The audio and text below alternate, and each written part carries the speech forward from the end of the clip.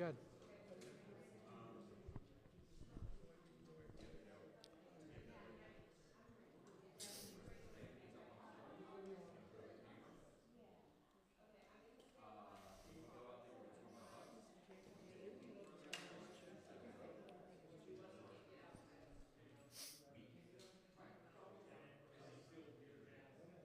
Yeah.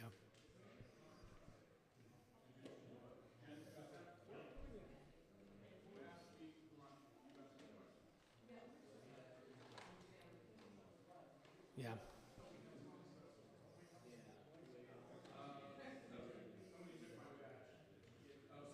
Yeah, I mean, a lot to unpack during that news conference as someone who jumped into coverage on this yesterday morning, reporting live outside the Hortman house, seeing that fake police squad car in that driveway. And I asked Drew Evans, I hope you heard that exchange, how important was the fact that Brooklyn Park Police went and checked the Hortman house. Tragically, they got there too late, but according to the charges, they got there as they saw this gunman, believed to be Vance Boelter, fire and kill Mark Hortman, and then he had to abandon the vehicle. He was then on foot. Criminal complaint, unsealed tonight, would show there were several more guns, more ammunition, more weaponry in that security car.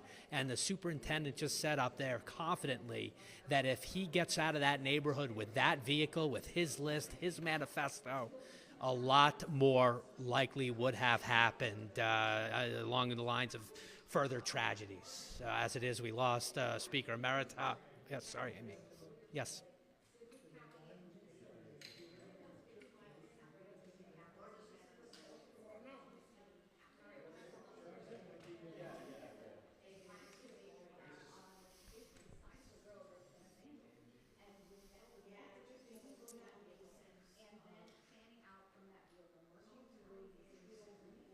Mm-hmm.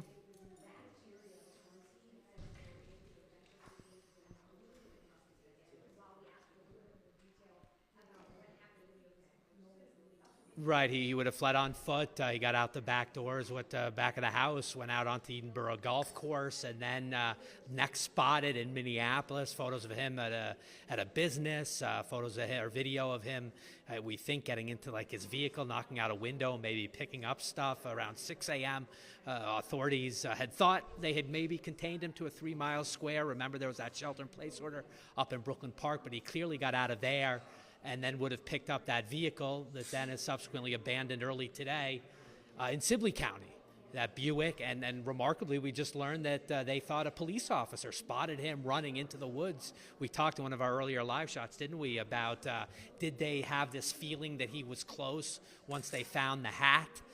The car, you wonder now if he was running into the woods and now the hat's on the ground, you start kind of potentially picking, kind of connecting some dots here. Did he take off into the woods and that's where he's been, all this time? Eventually they would obviously, it sounded like, we've reported the drone use to pinpoint his exact location. We understand a trail camera was a key helper in identifying exactly where he was in that rural area of Sibley County. And then we had the helicopter. We had not heard that before, but the State Patrol helicopter, which would make sense that was providing even further, altitudinal, perspective on the ground below, a wooded area, swampy area, maybe difficult for people on the ground to make out an individual who's crawling around in the dirt, as we've been told he was. But that is what led these SWAT teams, and it was interesting to me. Again, I had to have something of a relationship with the Brooklyn Park Police Chief, Mark Bruley, but this remained their case. You heard that in his voice, and it sounded like he was proud that it was his SWAT team that was initially. I mean, everyone will agree it was a massive law enforcement team effort, but I just heard in Mark Bruley's comments and his belief that this was their case, this was their speaker, this was their hometown that was so tragically crushed by what happened early Saturday morning, what's been described as a political assassination in Melissa Hortman's home on Edinburgh Golf Course yesterday morning. Now to the culmination, he is in custody, Vance Boelter. They would not say where he is being held right now. They did say law enforcement is questioning him. I thought a couple of other interesting points that we should revisit.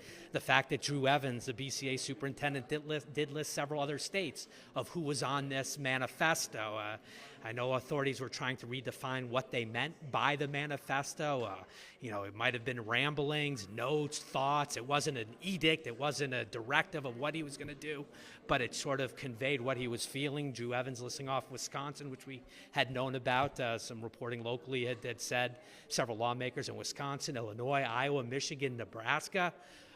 So several states have been alerted to the fact that names are on that list. And it is a scary time all across the metro. I've used this anecdote today talking to a suburban police chief whose city was not immediately impacted by what took place, but he's had to put squads out in front of even people not on the list, all of his lawmakers' homes in the jurisdiction that he covers because of the concern that Boelter may be targeting other people. He was alive. He was on foot. We didn't know where he was. Tonight, authorities knew where he was. They went in, massive team effort down there, and he is now in custody. I don't see the video return right now, but we obviously have that photo of him that has been shared widely tonight. There it is. Law enforcement SWAT teams in those military-like fatigues, the helmets, and Boelter, in custody.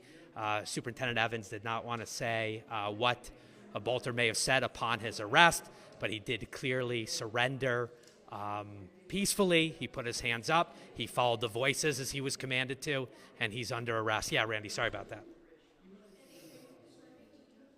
Yeah.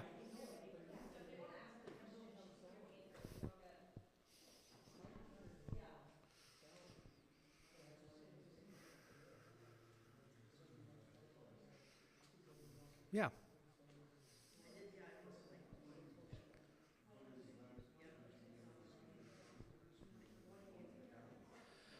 Yeah, let me take the federal. We understand a federal warrant was issued, a federal arrest warrant bulletin was put out nationwide out of an abundance of caution, was my understanding. I thought there were some underlying charges that went with that. The superintendent described eluding authorities, eluding prosecution as a federal offense, and that the warrant went out under that premise. He sort of backtracked, though, in his verbiage tonight, just saying the state charges are now unsealed, and now we'll consult with the feds to see if certain charges are appropriate. So I was curious about that. That's going to require a little bit more digging, but certainly the state charges commence immediately. Those were filed under seal. They were released. We had the details earlier.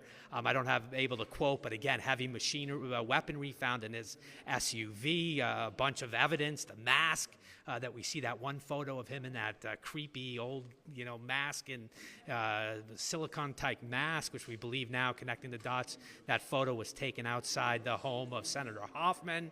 That was dropped, the mask, the badge, trying to remember, the guns in the car.